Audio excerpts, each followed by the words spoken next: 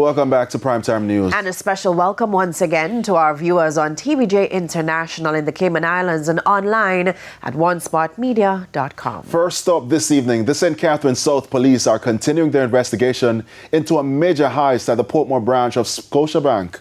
Investigators believe members of an organized criminal network broke into the bank's automated banking machine or ABM servicing room on Braeton Parkway in Portmore and escaped with tens of millions of dollars. Now, early estimates suggest more than $60 million was stolen. This video being circulated on social media is said to have been recorded sometime after 9 Sunday morning at Scotiabank's Portmore branch. It helps to paint a picture of what the guard on patrol discovered after noticing that the access door to the ABM servicing room was open. This is what we came and saw. As I said, all of the money machine them open.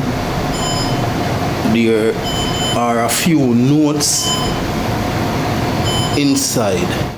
Our news team contacted the St. Catherine South Police for an update on Monday. However, Commanding Officer Senior Superintendent Leighton Gray said there was none up to news time.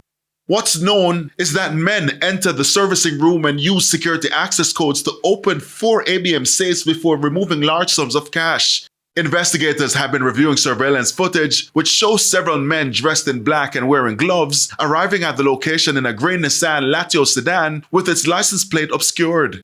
They've determined that only the cash cassettes containing the larger denominations, along with the cassette holding US currency, were emptied. Each safe is reportedly capable of holding more than $20 million. Now, while the investigations into the matter continues, several questions have been raised. That's because access to the servicing room is restricted to specialist staff from Beryllium, the company responsible for servicing the machines, while banking staff do not have access to the area.